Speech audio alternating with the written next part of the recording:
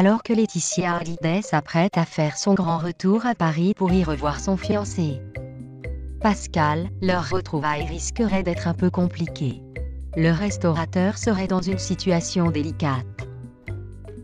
Le magazine Public confirme un retour de la veuve du taulier pour fin juin pour la conclusion d'un accord autour de la succession de Johnny et en profiterait pour retrouver son fiancé. Mais ce dernier ne serait pas apaisé pour cause. Comme tous les restaurateurs, sa situation serait alarmante, a confirmé Philippe Etchebest.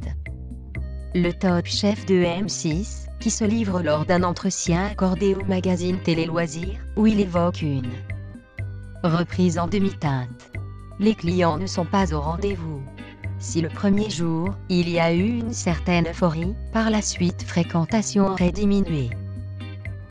On ne peut pas fonctionner avec 50% de fréquentation de nos restaurants. Les frais fixes, les charges restent les mêmes, a déploré Philippe Etchebest. Cette angoissante crise serait traversée par tous les restaurateurs. C'est ça qui va nous plomber malheureusement. Vous me connaissez, je ne lâche rien. Si l'État ne fait rien maintenant, cela va leur coûter en centuple, après. C'est ce que je veux leur faire comprendre, a-t-il indiqué. Carla Bruni, face à la mort, terrifiante confidence. De retour en studio pour préparer un nouvel opus, où elle réglerait ses comptes, Carla Bruni ferait face à la mort. Elle se livre à ce sujet.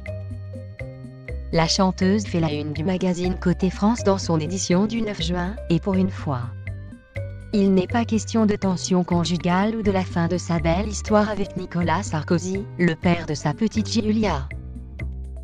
Le magazine People l'affirme cette fois face à la mort. Ce n'est pas la première fois qu'on essaye de me faire peur, aurait-elle confié. Et nous pensions que Carla Bruni a été touchée par le Covid-19 dont elle a minimisé en mars dernier la dangerosité. Fort heureusement, il n'en est rien. Il est question dans un premier temps des déboires judiciaires de son mari qui sera fixé sur son sort cette semaine dans le cadre de l'affaire financement Libya présumée de sa campagne 2007.